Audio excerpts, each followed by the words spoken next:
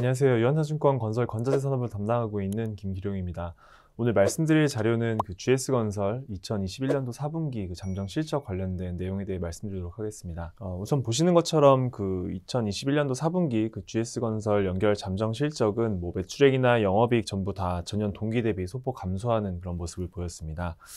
아무래도 이제 주택 분양 물량 확대, 그로 인한 후행적인 건축 주택 부분 쪽이나 신사업 쪽 매출액은 전년 동기 대비 성장한 반면에 계속적으로 이어지고 있는 플랜트 부분 중심의 좀 매출 축소 효과가 좀 반영되면서 전사 매출 역시 전년 동기 대비 한 7% 정도 감소하는 모습을 보였습니다. 이번 분기에는 작년도 2분기 때 발주처의 본드콜 이슈가 있었던 그로 인한 비용을 반영했었던 싱가포르의 마리나 사우스 본드콜 관련된 비용 관련된 환입 효과가 좀 반영된 걸로 좀 추정은 되고 있지만 기타 싱가포르 T301 현장이나 알제리 현장 그리고 국내 현장들에서 추가 원가 이슈가 좀 발생이 되면서 영업이익 역시도 전년 동기 대비 그런 감소하는 모습을 보였습니다.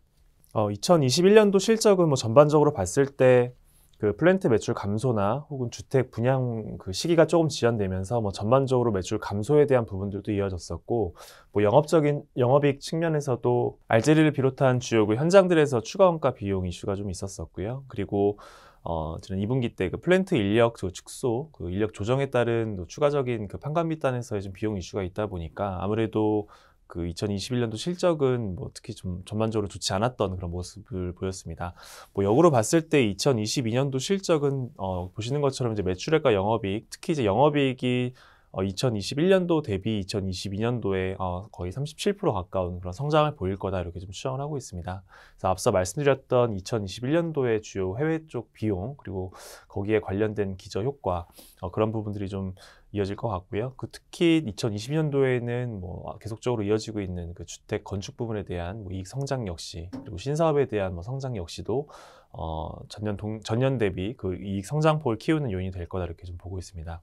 추가적으로는 이제 올해 1분기 때 이제 예정인 S&I 건설 연결 편입 효과로 연 매출은 지금 1조 원 이상 추가적으로 좀 올라갈 수 있는 그런 상황들은 이어질 걸로 보고 있고요.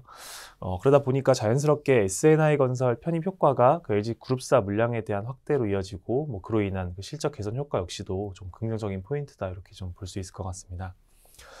GS건설은 이미 신사업적인 부분에 있어서는 해외 모듈 업체, 폴란드, 다누드 같은 그런 회사들에 대한 인수 효과가 이미 좀 반영이 되고 있고 그 외에도 가장 신사업에 좀 앞서 있는 회사 중에 하나입니다. 2023년도에 일단 상업이 생산 예정인 포항의 2만 톤 규모의 2차전지 배터리 재활용에 대한 상업 생산 시기가 2023년도이고 또 GS건설이 가지고 있는 베트남 호치민 인근의 토지 사용권, 토지 개발권에 대한 부분들의 첫 개발 사업이었었던 다베 1-1 현장에 대한 첫 매출 인식도 이제 2023년도 초가 될 걸로 좀 예상이 되고 있습니다.